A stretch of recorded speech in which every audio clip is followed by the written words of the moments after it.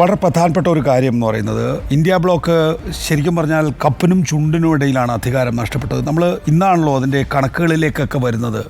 ഇപ്പോൾ നോക്കൂ, ബീഹാറിൽ നിതീഷ് കുമാർ ഉണ്ടായിരുന്നുവെങ്കിൽ, ബംഗാളിൽ ഇന്ത്യ ബ്ലോക്ക് പൂർണ്ണമായിരുന്നുവെങ്കിൽ, ചന്ദ്രബാബു നായിഡുവുമായി അവസാന ഘട്ടത്തിൽ NDA സഖ്യമുണ്ടാക്കിയില്ലായിരുന്നെങ്കിൽ ഇപ്പോൾ ഇന്ത്യ ബ്ലോക്കാണ് അധികാരത്തിലെത്തുക എന്നുള്ളതാണ്.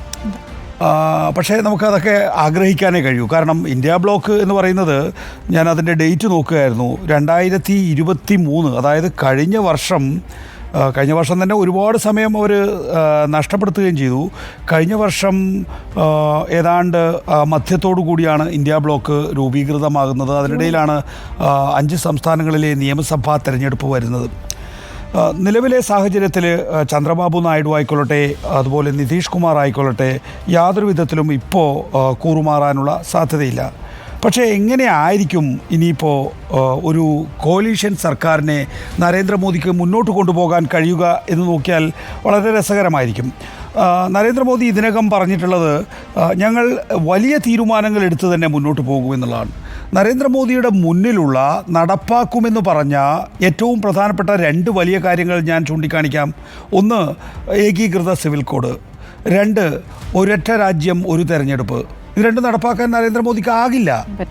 നേരത്തെ വാജ്പേയി 1998 ഒരു സഖ്യ സർക്കാർ രൂപീകരിക്കുന്നതിന് വേണ്ടി ചെയ്ത ഏറ്റവും പ്രധാനപ്പെട്ട കാര്യങ്ങൾ എന്താണെന്നറിയാമോ? 3 അജണ്ടകൾ മാറ്റിവെച്ചു. രാമക്ഷേത്രം, 370, UCC, ഏകീകൃത സിവിൽ കോഡ്. ഇത് മാറ്റിവെച്ചുകൊണ്ടാണ് ഒരു ഏകീകൃത ജനാധിപത്യ സഖ്യം എന്ന NDA രൂപീകരിച്ചിട്ടുള്ളത്. അതല്ലാതെ ഇത്തരം അജണ്ടകളുമായി ഒരു മുന്നണി യോഗത്തിലേക്ക് ഇനിയിപ്പോൾ വേറൊരു കാര്യം കൂടി പറയാം. ആർട്ടിക്കിൾ 370 എടുത്തു കളഞ്ഞത്, ഒരു ദിവസം രാവിലെ 11 മണിക്ക് ആഭ്യന്തരമന്ത്രി അമിത്ഷാ ലോക്സഭയിൽ വന്ന് ജുബ്ബയുടെ പോക്കറ്റിൽ നിന്ന് കടലാസ് എടുത്തുകൊണ്ടായിരുന്നു. ഇനി എങ്ങനെയാണെന്നറിയാമോ നടപടിക്രമങ്ങൾ എന്ന് പറഞ്ഞാൽ മുന്നണി ഏകോപന സമിതിയിൽ അത് അവതരിപ്പിച്ച് കഴിഞ്ഞതിന് ശേഷം ഈ പറയുന്ന പാർട്ടികളെല്ലാം അതത് പാർട്ടികളിൽ പോയി ചർച്ച ചെയ്യണം. അതത് പാർട്ടികളിൽ ചർച്ച ചെയ്ത് കഴിഞ്ഞ് അവരുടെ ബാർഗെയിനിങ് പീരീഡും കൂടി കഴിഞ്ഞതിന് ശേഷമാണ് ഇത് പാർലമെൻറ്റിലേക്കോ അല്ലെങ്കിൽ മന്ത്രിസഭയിലേക്കോ എത്തിക്കാനാവുക എന്നുള്ളതാണ്. അപ്പോൾ അങ്ങനെ ഒരു സെൻട്രിസ്റ്റ് പൊളിറ്റിക്കൽ ഔട്ട്ലുക്കിലേക്ക് രാജ്യം തിരികെ വരികയാണ് എന്നുള്ളതാണ്. ഒരു റെയിൻബോ കോലീഷൻ്റെ കാലഘട്ടത്തിലേക്ക് രാജ്യം എത്തിക്കഴിഞ്ഞിരിക്കുന്നു എന്നുള്ളതാണ്. ഒരു കോപ്പറേറ്റീവ് ഫെഡറലിസത്തിൻ്റെ സാധ്യതകൾ മാത്രമേ നരേന്ദ്രമോദിക്ക് തേടാനാകൂ എന്നുള്ളതാണ്. അപ്പോൾ മാത്രമല്ല, അവിടെ ഇനി അങ്ങോട്ടുള്ള പ്രശ്നം എന്ന് പറഞ്ഞു കഴിഞ്ഞാൽ ഇത്തരം കാര്യങ്ങൾ ഡീൽ ചെയ്യാനുള്ള ആളുകൾ BJPയിൽ തന്നെ ആവശ്യമാണ് എന്നുള്ളതാണ്. ഇതുവരെ അത് നരേന്ദ്രമോദിയിലും അമിത്ഷായിലും മാത്രം നിക്ഷിപ്തമായിരുന്നു. ഏത് തരത്തിലുള്ള ട്രബിൾ ഉണ്ടെങ്കിലും അത് ഷൂട്ട് ചെയ്യാൻ ഇരുവരും മതിയായിരുന്നു, അല്ലെങ്കിൽ മറ്റാരെയും അവർ അനുവദിച്ചിരുന്നില്ല എന്നുള്ളതാണ്.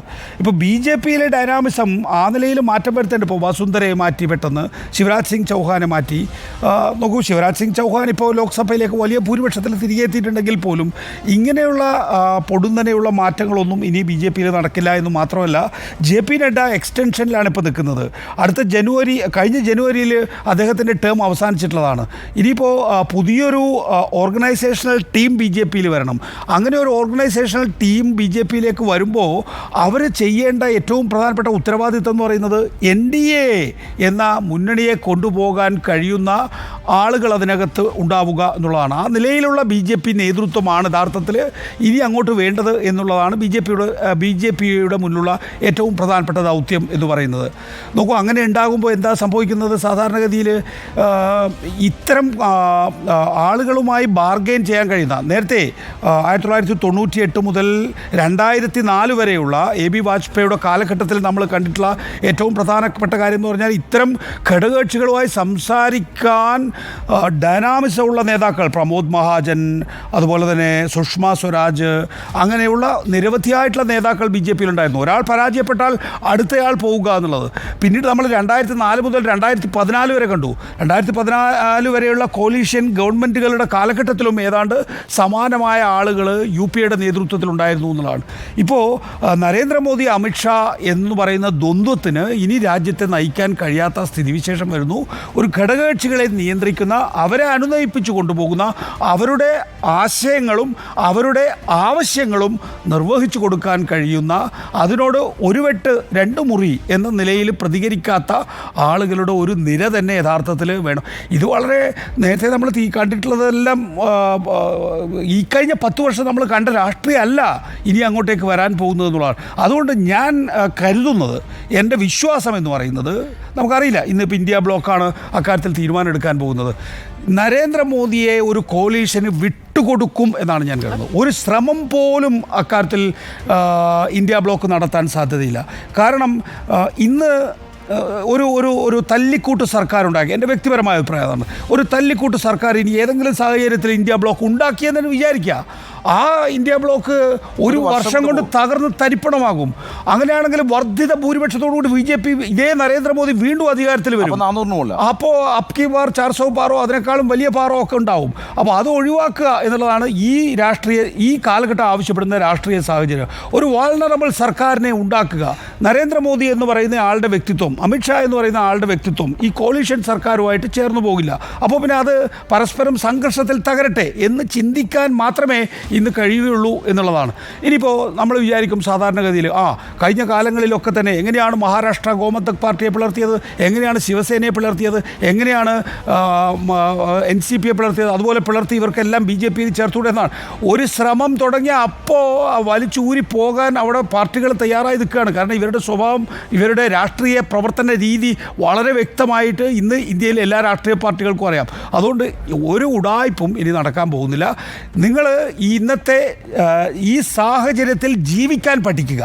നരേന്ദ്രമോദി ആണെങ്കിലും അമിത്ഷാ ആണെങ്കിലും, അതല്ലാതെ വേറെ വഴിയില്ല. അതുകൊണ്ട് എൻ്റെ ആഗ്രഹം എന്ന് പറയുന്നത് നരേന്ദ്രമോദിയുടെ നേതൃത്വത്തിലുള്ള ഒരു കോalition സർക്കാർ രാജ്യത്തുണ്ടാകട്ടെ. ഇന്നിപ്പോൾ കോൺഗ്രസിൻ്റെ നേതാക്കളും ഇടതുപക്ഷത്തിൻ്റെ നേതാക്കളും ഒക്കെ പറഞ്ഞല്ലോ, ഇനിയിപ്പോൾ ഭരണഘടന മാറ്റാനൊന്നും പറ്റുന്നില്ലല്ലോ. കീശയെന്ന് കടലാസ് എടുത്തിട്ട് ഭരണഘടന മാറ്റം അവതരിപ്പിക്കാൻ കഴിയില്ലല്ലോ. നമ്പർ 2, ഇനി എൻ്റെ എൻ്റെ ഫുൾ ഫിഗർ മാത്രം നടക്കില്ല.